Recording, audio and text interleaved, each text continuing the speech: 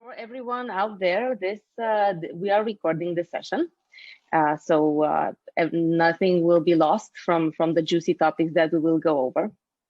A few other housekeeping notes would be that for any questions you may have, please feel free to ask them, but please use the chat box. And we will be taking some time at the end of the session or throughout and just going through your questions. So no worries about nothing will remain unanswered. But for the purpose of kind of having a fluid conversation, ideally would be to keep ourselves on mute, not to have any background noises. So without further ado, just to start with a brief introduction of what why we gathered here today. My name is Ilinca Nicolescu. I am an ambassador from Canada within the PMO leader community, which, as a side note, is a great place, very refreshing community to be part of within our profession, and with sincerely recommendation for everybody who is in the industry to check it out. There are so many resources available to us that really help us to really be excellent at what we do on a daily basis. And the membership is free, so that's one of the interesting perks about it. Everything is available for just being part of. And we also have the communities based on forums. We have peer discussions. We have excellent professionals like Fatima here with us today. Then we can always ask for advice, and those are the precious items that we don't really get these days. So as part of the PMO leader community, one of the initiatives and one of the resources available to the community members is obviously a Books and Beyond podcast series. The first of which being today. My pleasure to be a host of this first episode, and to have Fatima as our guest, and to discuss with her about her white paper, and also about to learn more about herself and hear more about all the excellent advice that she has to give for us. So Fatima, I think if you're okay, we would like to tell us a bit about yourself. Yeah, sounds good. Thanks for the introduction, and I echo everything that you just said about the community. It's why I decided to do the first episode, but also to be part of it in helping to grow that global presence for PMO leaders around the world, and those that want to learn about it and how to best leverage those PMO leaders moving forward. A little bit about myself. So I've been in this program portfolio PMO space for almost 19 years, actually. I fell into it by accident, had no idea what project management was until I fell into it in a really large global manufacturing company many years ago. And then I got thrown into a project, which I found out later what that meant, and just absolutely loved everything about it. I like the temporary nature of it, the defined end, etc. I then decided that I wanted to learn about project management in as many industries as I possibly could. And that was my career goal at that point in time, many years ago, and had the pleasure of working across 16 industries, about 25 companies, and probably about 16 countries globally to date so far, which has been great experiences. During my career, I found myself moving closer and closer to governance and assurance and monitoring, evaluation, PMO space, because I loved the idea of bringing together the delivery teams, the project delivery teams, and people in operations, where there was basically different views and how these things work, and helping to bridge the gap between the two is the reason I thought to bring them together. So I've been doing that for a while. Also outside of that, probably in the last sort of 6 to 8 years, I set up a business, Agile Management Office, which I founded and CEO of, female women-led, business here in Australia, Australian owned and made, and also have recently set up a not-for-profit in the mental health space, which is a big passion of mine around mental health awareness and anxiety support, which is something that I talk very passionately about as well. Other than that, I've had the pleasure of working across any kind of project you can think of across all those different industries. And in my spare time, I do a lot of writing as well, which is where the white paper comes into play. and addresses certain, needs and problems that I identify, which I'm sure we'll get into as well. But yeah, that's a little bit about me. Well, that's excellent. And I'm sure that all this experience across all these industries have been really helpful to give you that inspiration for your business and for your white paper. And I'm sure we'll hear more about it. And I'm jealous, so to speak. My professional experience is more so focused on one industry in particular, but and that is the pharmaceutical industry. However, you may find it interesting that in such a big industry, the notion of PMO is so little well known and improperly used, I would say. So this podcast is also, I guess, very useful for me to hear about your experience and see how I can make a bit of wave in, I can help make a bit of wave in this industry. Yeah, absolutely. Yeah, you're spot on. Pharmaceuticals is one of the ones that I've worked in as well, working with GlaxoSmithKline, global pharmaceutical as well. And same here. It's the same one. Oh, there you go. Small world. Mine was a few years ago, but we can surely exchange stories. But you're right. I think that there is definitely, it doesn't matter the size of the industry. Across every industry that I've worked in, there is a different either appreciation or lack of appreciation for what the concept of PMO can do for an organization. And it really does vary. Some industries are more mature. I think in the banking and finance sector, there's definitely a lot more maturity and awareness of what PMOs can offer and how that works. But then on the other side of it, for example, in other industries where it's less appreciated or less seen, I've seen it less in manufacturing as an example. And they, have a lot of other types of roles and functions that do similar things. They just don't umbrella it as, PMO. So yeah, lots to learn for sure. Yeah. However, the project manager as a role is across all industries. Right. So that's the thing that amazes me about project management. I try to explain to, my migrant parents what I do. And I say to them, oh, Mum, I'm doing project management in a bank. And they go and tell everyone, oh, she's a manager in a bank. They don't understand the concept of project. When baking a cake is a project, building a house is a project. So I'm trying to these days spend a lot more time helping to educate on the fundamentals of project management because it's so powerful and it makes the world go round. So yeah, it's really exciting to be in the industry. Yeah, well, that's excellent. Okay, so let's if you'd like to go over a bit about your white paper, right? Is to answer your question, the great title is Project Management Office Still Fit for Purpose. I think that's a great question to start with.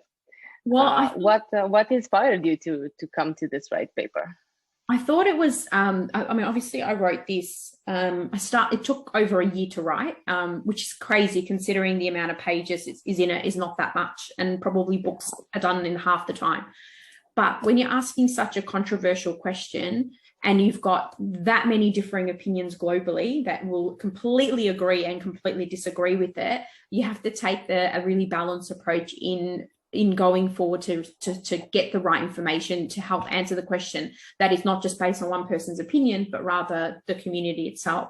So what inspired me to write this was I always wanted to write something, and I've got many ideas for books that I'm working on in the background. I just haven't got to a point yet where I know exactly where I wanted to land. So I thought, as a dipping my toe in the water, why don't I write a white paper? And I looked at the time and I didn't see anything that was a series. So I wrote this white paper as a series and released a chapter at a time each month for a series of, over every couple of weeks for a series of months.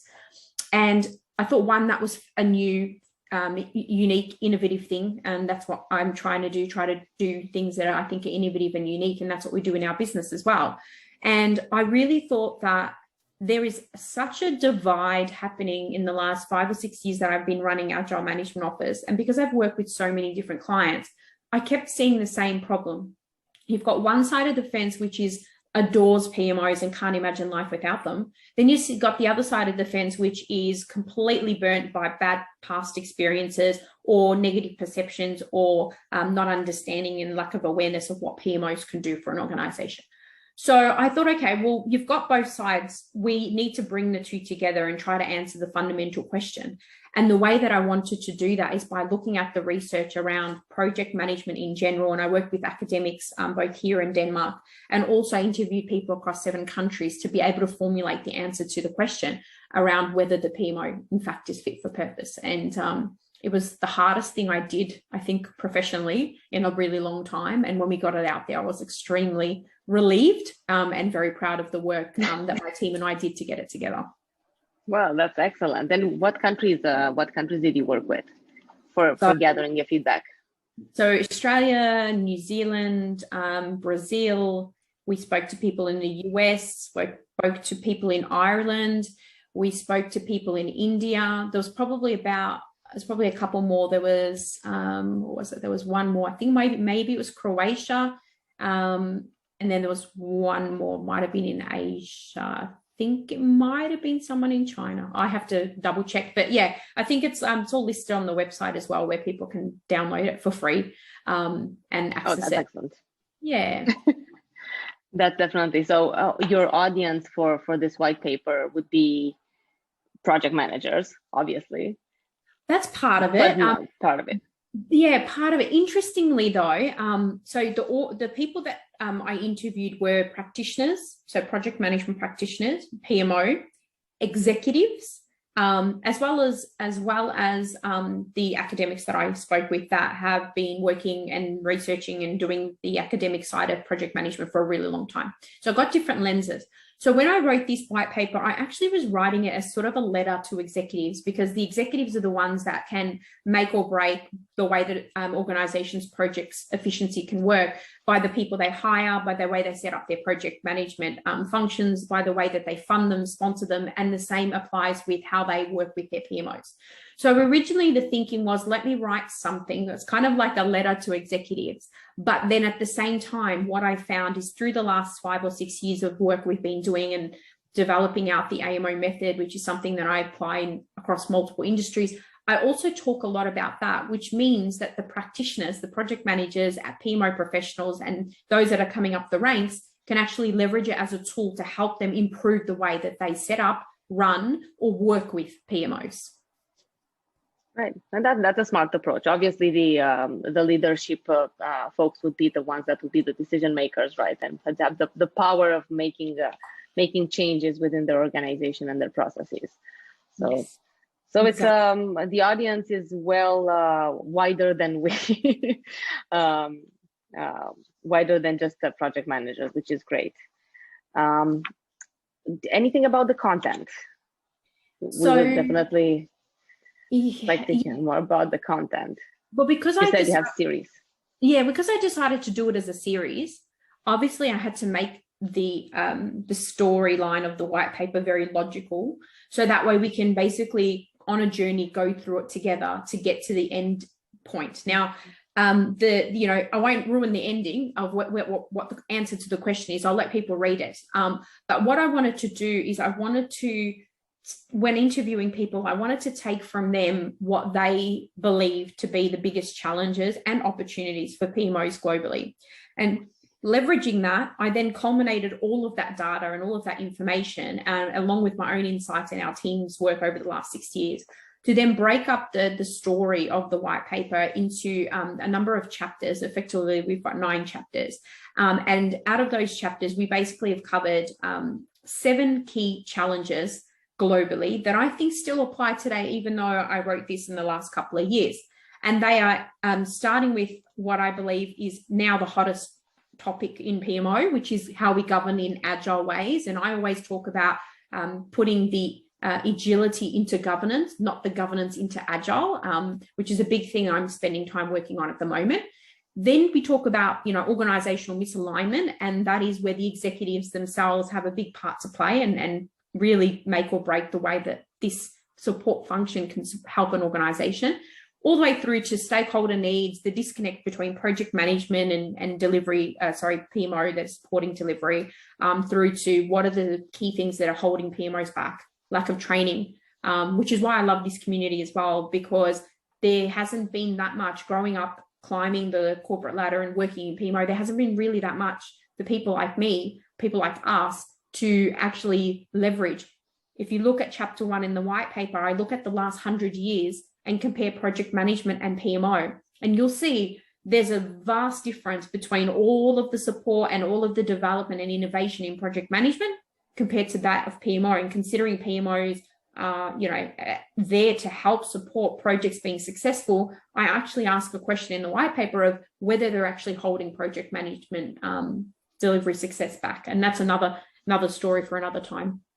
It seems like the project management is way ahead in terms of development comparing to the PMO, right? They're leaving them behind, which is somewhat strange considering the PMO should be encompassing the project management and providing that level of support and direction. Yeah, 100%. And if you think about it, like as a good case in point, if you think of the major players in project management profession, which we all know who they are, when you look at what the literature is around that, their methodologies and their frameworks and their the work that they've done, the Pinbox of the world and things like that. When you look at the earlier days of what was referenced in there that relates to PMO, it's very little. Even when you look at what was there in the scaled agile framework collateral early on when they sort of initially came out, there was very little. I mean, it's evolved now, so there's a bit more for sure. But I mean, governance and PMO didn't even get mentioned at all. But then nowadays it's starting to become a need, because what's happening is organizations are realizing that, yes, they want to do agile ways of working, and yes, we want self-steering teams, and yes, we want autonomy, and yes, but when you think about it, we've got people that have different personalities, and the way that they work in organizations, you're going to get some people that are really good at that sort of stuff and are able to self-steer and order, but then you're going to have other people like my siblings, for example, who need direction, guidance, and steering. They're just never going to be, some of them are never going to be the people and organizations that are going to be able to do that. So we have to understand there's different personalities and different behaviors, and we have to understand that. So I think that there's definitely a lot of room to improve, and that's pretty much what's been my focus for the last few years now anyway. That's definitely, I think, a big challenge, but it's also interesting. 100%. It's an interesting challenge. So you mentioned earlier that it took you about a year to complete the white paper. Yes. How did you have support? Yeah, did you work with a team or? Yeah, so we've got a small team. Back then we were probably about 4 or 5 people. We're closer to 10 now. And we had to schedule where we had to first of all go out to market and find professionals and academics that wanted to speak to me to get interviewed to provide input into this project. So we did that. And so I had some help, obviously, I actually identified the people that I wanted to reach out to. It was initially an open call for anyone, so it wasn't like selected people or anything like that. So that was really great. So it was really it wasn't a biased view from a particular lens or anything like that. I had people in my team from graphic design to help with the design of the look and feel of it. I also had some people doing some research and helping to provide insights in what was going on in the market as well. And then obviously we had some proofreading and just to make sure that everything, looked and felt right in terms of putting it together. Definitely had a lot of different insights and perspectives along the journey from the people that I interviewed that I mentioned in the white paper as well. Towards the end, I believe that they're referenced in there as well. So it was a big team effort. Everything we do in Agile Management Office is a team effort. We co-design and co-create almost everything. And that's what makes the way we work so great and makes us able to move as fast as we can. And be that, autonomous team that can support each other along that journey. So yeah, it was definitely a lot of hands on deck to get to where we got to. Yes, and would it be fair to say that this project, the white paper project, was an agile project? 100%. We did. So you applied the methodology. Correct. I mean, even for example, releasing a chapter at a time. What that meant was we could test the market, get the feedback, and then there would be questions or comments made against the chapter, whether it's good or bad. And mostly, I think for the most part, it was really positive all the way through. And then we would take those so feedback and also learnings, because we were moving at such speed to then improve further chapters. And at the end of every chapter, we've got a key question that we're asking that then feeds the next chapter. But we were at the time I was releasing and then refining the content and writing at the same time, so that we can get that sort of iterative feedback as we move through. So it definitely was run in a very agile way. Yeah, well, that's excellent. I think putting it into practice. 100%. So how about what did you find? Which chapter did you find the most challenging? Okay, this is interesting. I think for me, it was probably around chapter 8, value proposition, because value means different things to different people. Some of us can go into a Tiffany store and buy a beautiful, diamond engagement ring and think that that's the best thing and that, that's a value for money. But then others will go, absolutely no, I'm not spending that sort of money. I'm really quite happy with the local jeweler and getting a ring from there, right? So value is in sort of the eye of the beholder. So I think trying to articulate what value means is so different. I can't tell you one industry or one company that I can say that was the same here and the PMO was the same there.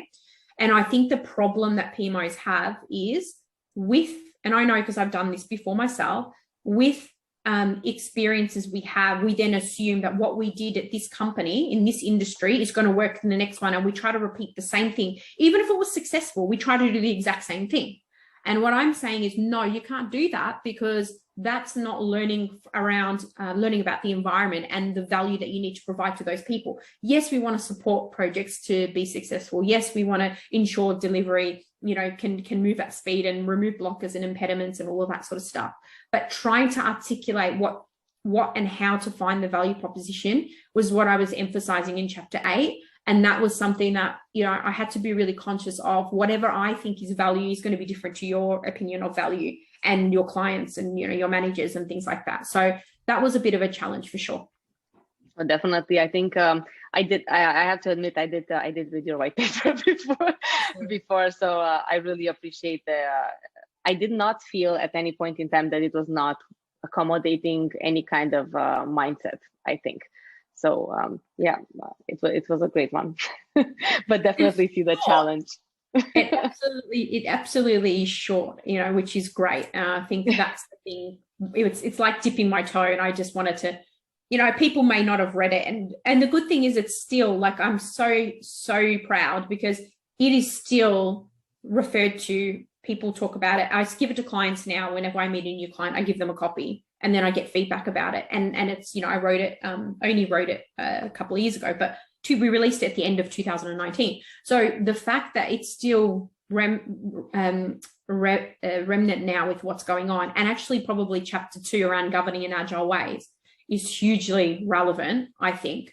And then if you look at chapter 9, the where to now, which you would have most recently read, that talks about the things that I'm aspiring for us to do to help the industry as a whole, and connect practitioners and the executives and connect the agile and the waterfall. And that chapter 9, it's really exciting to see that we've evolved from where we were. What I wrote about and what's actually happened, which is good planning, I guess, to see where it's gone. And so it's really rewarding to do something like that. Yeah, and I don't think it will have an expiration date, so to speak. When it comes to lessons learned, I think it would be as valuable now as it will be in years from now. So I've definitely learned lessons in general in writing something, which is definitely something that I'll take on board for the subsequent writing journeys. Just curious, what was your inspiration writing mood? Did you have a different setup for each chapter, or how did it all happen? It was interesting because I've never written anything this big before, so I didn't know what to do or how to do it. So I like writing. I do a lot of blogs. I've got a monthly blog that goes out every month on LinkedIn, and I do lots and lots of writing, but I never had a style. But then when going into writing this, I had to do a little bit of research and just understand, how do you plan and prepare to write something. Now, I looked at things like how to write a book, because obviously this is the segue into what that could be. What I think was really helpful for me is I'm the type of person that I needed to have, a good couple of hours of flow, my complete undistracted time to focus.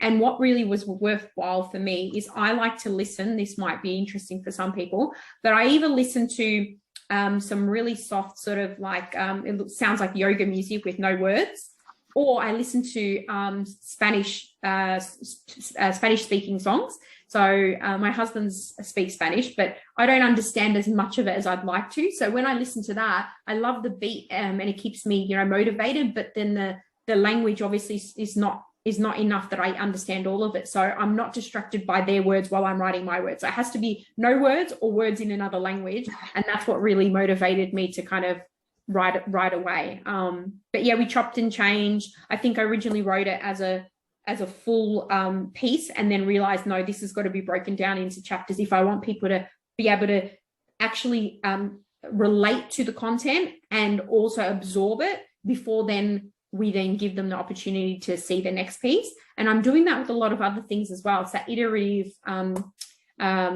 approach and bringing people on that journey. That's excellent. I'm sure you had a lot of fun. I think that was the key message. Also focus, but also in a fun, maybe relaxed mood environment. I think focus is so hard to get these days. Yeah, I was going to say, I don't know how fun it was, because it was really painful, if I'm honest. But I think the fun bit for me, I'm really good at. I enjoy grabbing data from lots of different sources and then bringing data to like we do in PMO. Risks, issues, change, comms, all of these things. We have to consolidate it and then distribute information in a way that's going to suit the audiences. And that's what I was doing with this. So I effectively was using all of the PMO skills that I've learned over the years to actually apply some of those to writing a white paper, which is, again, it's a project, and it was very transferable skills. Yeah, exactly. Okay, well, thank you for sharing that. And now that it's so it was published in 2019, the white paper. Yeah. So how did you promote it? How did you find the best ways to connect it with the audience? So my biggest audience is LinkedIn at the moment. So I've had a lot of success in getting information out there. But one of the first things we did is I put together a go-to-marketing plan. So a go-to-marketing plan looked at how we would get the actual chapters. So now we had decided it was going to be chapters, how we would promote those chapters, and also sequence it so that we have following chapters that can be released in a consistent, timely fashion. So people weren't reading one chapter and then waiting 5 weeks for another. We actually wanted to be really synchronized in the way that they receive the next chapter. So I think we might have, from memory, I have to go back and check, but we might have released a chapter Tuesdays and Thursdays, I think, over the same week, or might have been over 2 weeks. So we had to prepare for that. And then we also prepared a lot of social media posts, predominantly for LinkedIn, but also for Facebook and Twitter. We did do it on Instagram as well. There's surprisingly audiences that are still relevant outside of LinkedIn on those platforms. And so we did do a lot of sharing on that for sure. I also released a video for each chapter to introduce the chapter. And also there's a subsequent podcast episode that is recorded of me reading through the chapter as well. So if anyone who wants to listen to it in an audio way, you can go to Agile Ideas, the podcast, and actually see each individual chapter and listen to them that way as well. That's excellent, like an open book section. Pretty much. That's excellent. So where can one find the? You mentioned that you had videos for each chapter. Are these on your website or on the PMO website? So these are on, if you go to www.agilemanagementoffice.com, if you go to our website, there's a resources section. So the white paper is there, and all of the links to our podcast, and also the links to videos. All the videos, we release videos for all sorts of things, free resources, of course. And there's also ebooks and things like that are on our website. So that would be the best place. Or they can also go to Vimeo, the video sharing platform, and look up Agile Management Office and find our recordings there as well. So many places. Of course, they will probably go on to the AMO website, because it seems that there are more resources there. Exactly. Now you give us some tips. Exactly. So the white paper would also be available there for the audience. Exactly. Yeah. Wow. Just under the resources tab of the website. Okay, that's excellent. How about moving forward? I think you mentioned earlier something about a book. I've been talking about it, but because it's something so daunting and big, I'm breaking it up into bite-sized chunks over a really long period of time. So there's a couple of things I'm doing. So at the moment, I am working on a book that I'm writing that is a culmination of all of my work, and also specifically the last 6 years around agility, the AMO method, all of the practical side of how that is being applied into organizations. One organization, we applied my approach into Australia's second largest retailer and increased employee engagement by 15% in 12 months, which was unheard of, as well as winning Project of the Year last year and also Professional Services of the Year. So we've been winning awards for the work that we've been doing. So I want to take all of that and put that into a book that can be really practical. So I'm working on that. That's probably a slow project just because at the moment I'm leveraging learnings and insights from client work, and actually also as we go through that journey, applying those lessons and then writing about it and applying and learning and things like that. But the one that you'll see, you'll probably see sooner, is I'm working on another white paper series, which I won't share too much about at the moment, but it has to do with Agile. And that is something that we have basically been planning for the last few months. We started it in lockdown when we were, most of us weren't out and about. And we've just kicked off and ramped up some of the work in that. So we're actually got some things coming out. So probably say in the first quarter of next year, there'll probably be more information about what that's going to look like. And it will be another series, but not specific or relevant just to PMO. It's actually more of a industry-wide agile themed white paper series. Okay, so then this is the next opportunity to meet again. Yeah, there you go. Absolutely. For sure. I'm sure there will be other occasions in the meantime, but now we have a date. Definitely. Sounds good. Lock it in. Oh, okay, well that sounds excellent. And thank you. I think I think there was a lot of questions for you, and you've shared with us a lot of great details. I think maybe just to kind of sum up, is there anything, you were a new writer yourself when you started this white paper, any advice that you think, tips for anybody who would like to kind of go on the same path? Yeah, I think the most important thing is, if you're going to do something, you're going to write about something, you have to be passionate about it. Don't go write about something like, I'm not going to go and write about blockchain and cryptocurrency. I don't understand that space. It's not my passion. I've been told, let's do a podcast about it. I'm like, that's not me. Don't talk to me about that stuff. So you have to be passionate about it, because it was so painful to go through the effort of writing it, and took a long time, as I said. So because of that, the only thing that kept me going is, like, I feel like I have so much to give in terms of information, and I wanted to share that, not just through the blogs and the videos and the podcast, but also in a way that people can physically feel and touch, and something to give back to clients who, have worked with us as well. So I would probably say definitely be passionate about the topic. Otherwise you'll get halfway through, waste half the time and not proceed with it any further. Also think about, like, before we wrote like this, before I kind of went to this journey and writing this, I looked at what was out there in the market already. There's no point in writing something that is going to be the exact same as, the past 5 or 6 things that you've seen that, everybody's kind of writing about the same thing.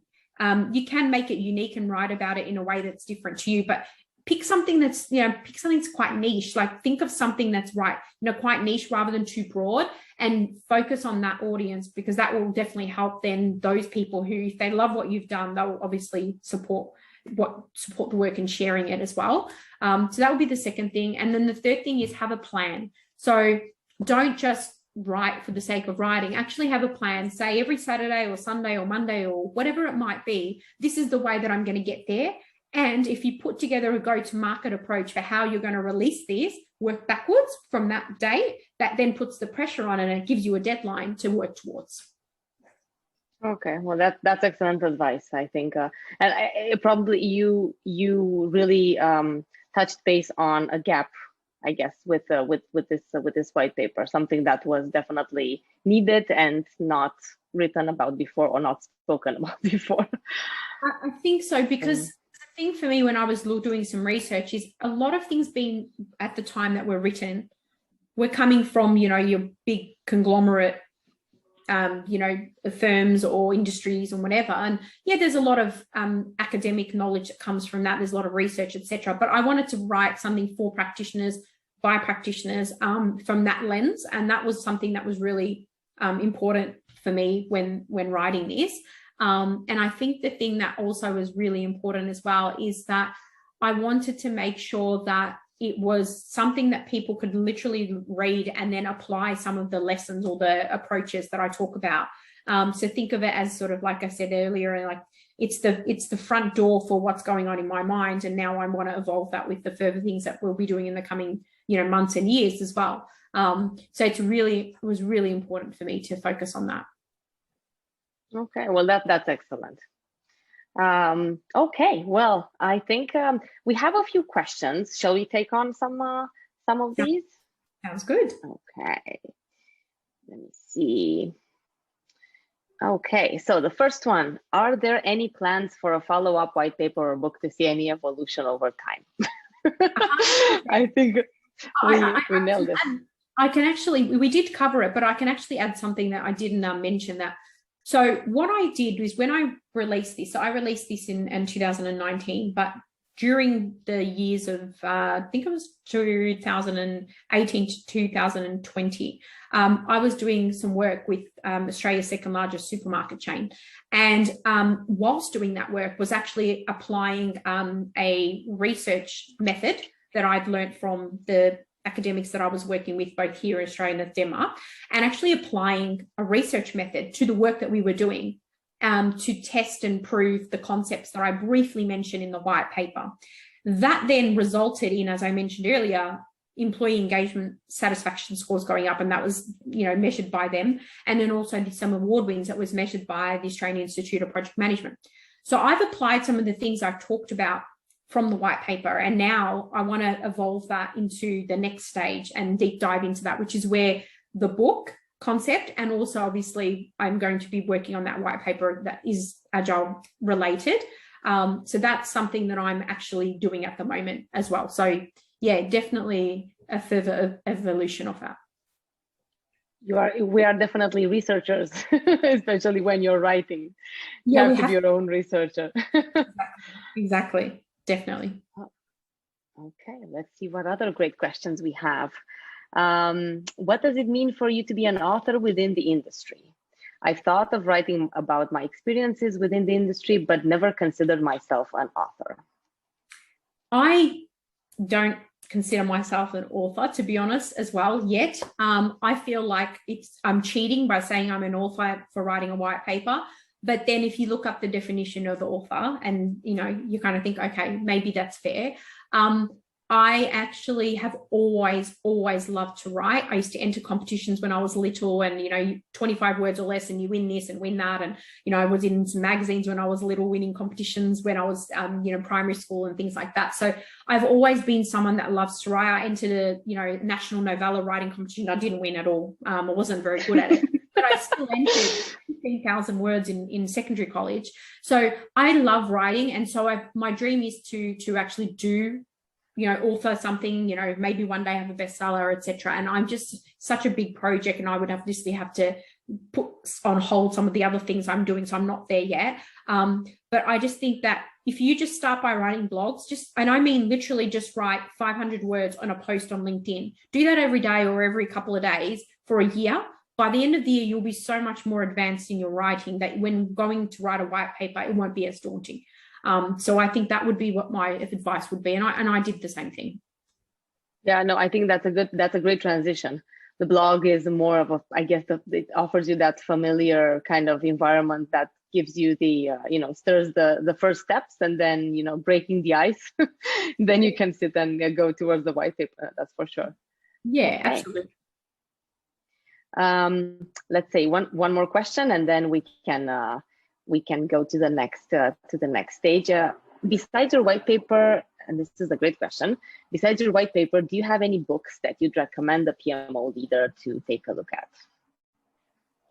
There's a lot. I've been reading books not specific to PMO, just generally. I've tried to read 12 books this year. I know that doesn't sound like a lot for some people, one a month. And I've read some really great ones. One of the things that I've read most recently that I think would help a PMO leader to eloquently describe or present information in a way that makes sense for their audience, whether it's executive or whether it's project teams, is a book called The Pyramid Principle.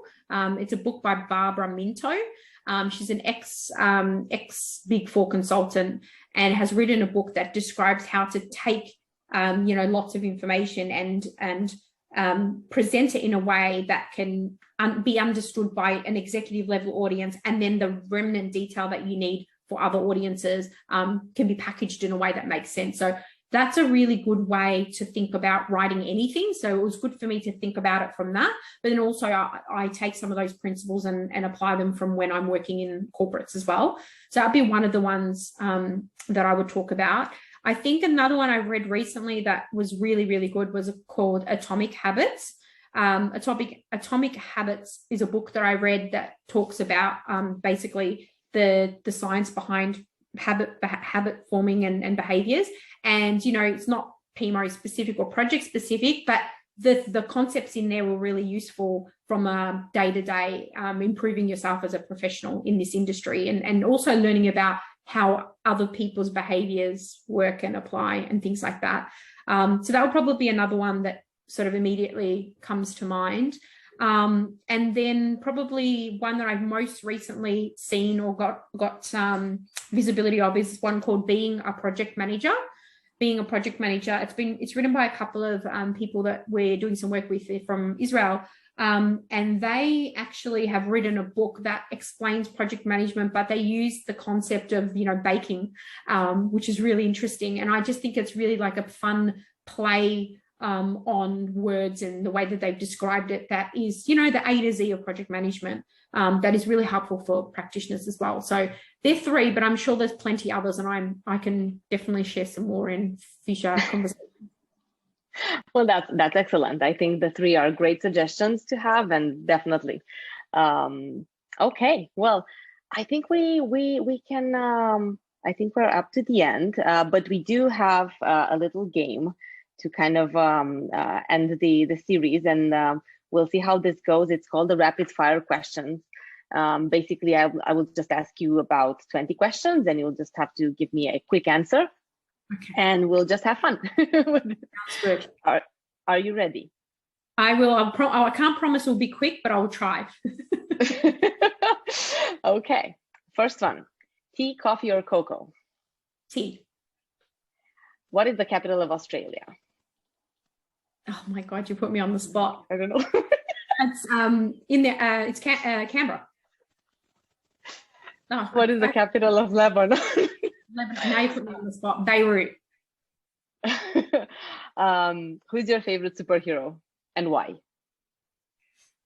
Favorite superhero? Oh God. Oh look, I've always had a love for Wonder Woman. I don't know why, but I dressed up as her in secondary college, and she's just inspiring in the way that she is, and it was just one of those ones that I watched in the early when the TV series was around, and I was young, and so it was really inspiring to watch that. So probably Wonder Woman.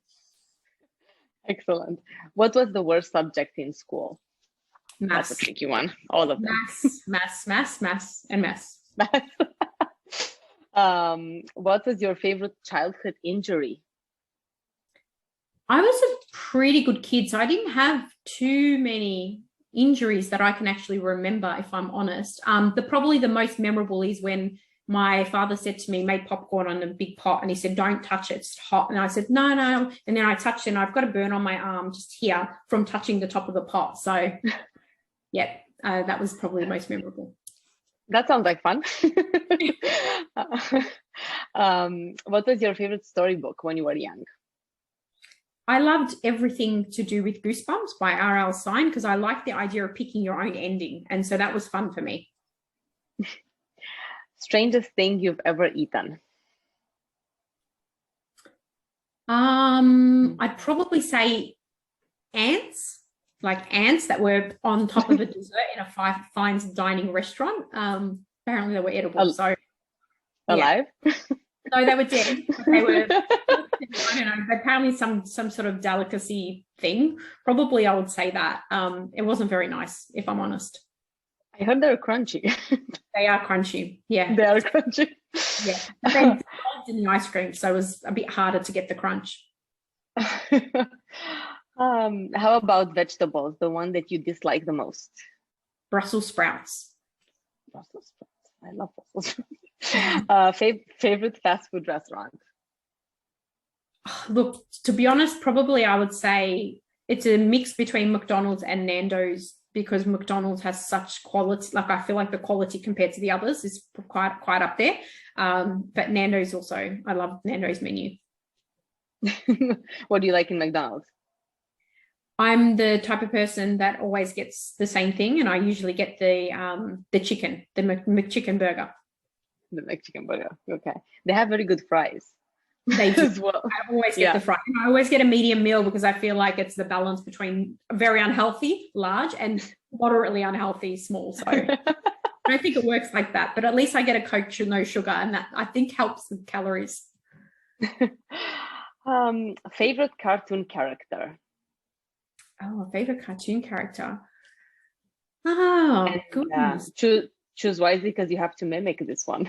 Oh my God. I definitely can't do that. I think I used to, when I was young, we did a play with the Mario and Luigi brothers. I know in the cartoon games, we used to play the Nintendo and things like that. So I used to love that side of things. So probably that, or I'd probably say even Minnie Mouse, just because she's so elegant.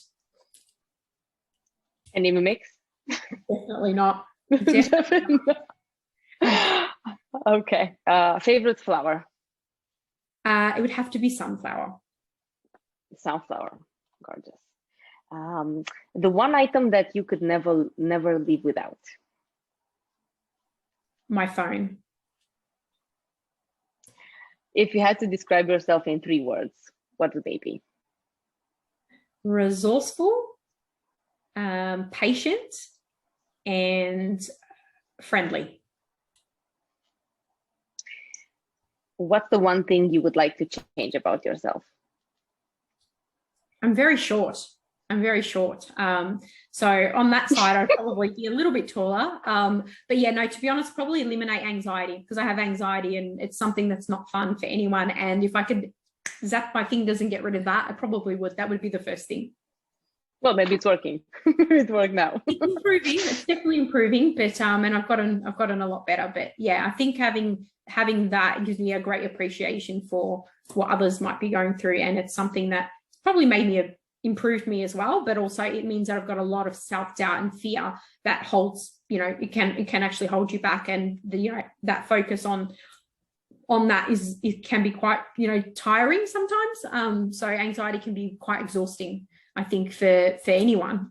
And so if we can eliminate that, great. But life doesn't work like that. So we have to live with it and learn to manage it so it doesn't manage ourselves.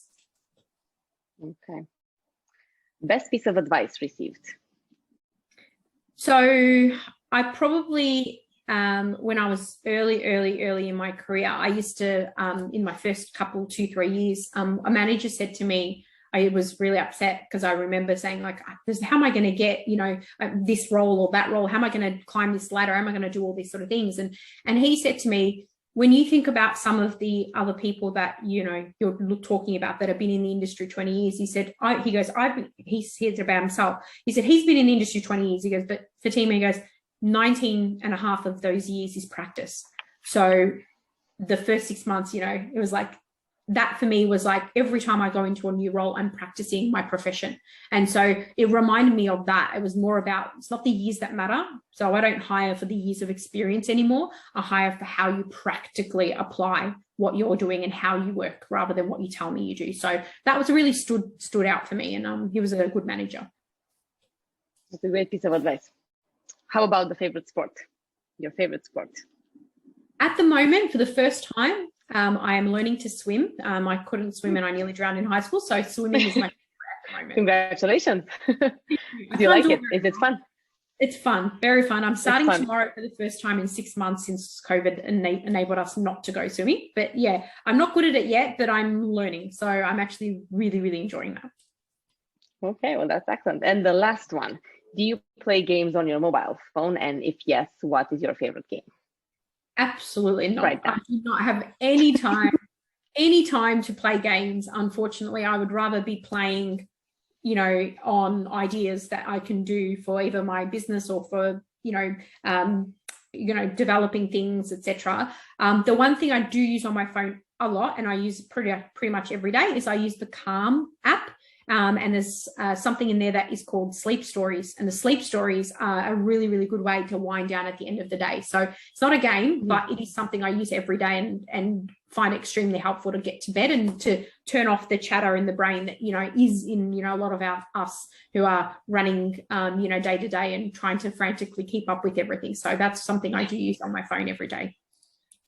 Well, that's excellent. And who knows, maybe in the future, you would be thinking even in putting together the project management skills into a game.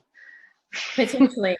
Definitely got some ideas there. I always said to my business mentor, I just need to find a billionaire investor that will invest in all of the ideas I've got, and I'm sure they'll come off successful, but we just don't have a team large enough and also the budget or the time available right now to do all the things that are on my crazy list of things to do. But I think there's 100 ideas also on my list. So I'm sure you'll see some more of that in the future.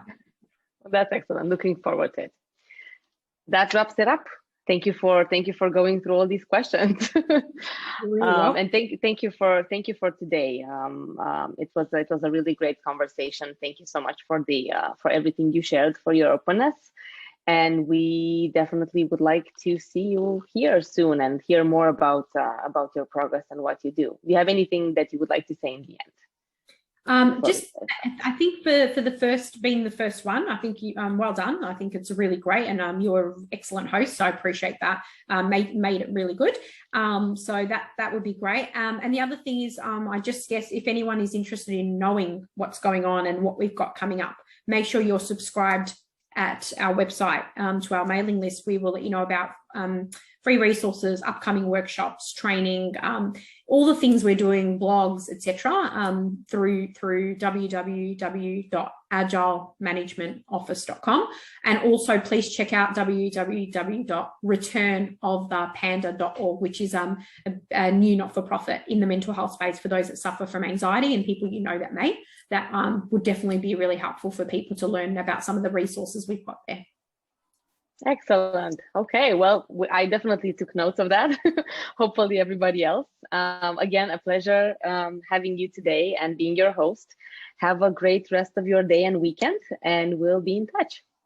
Sounds good. Thanks.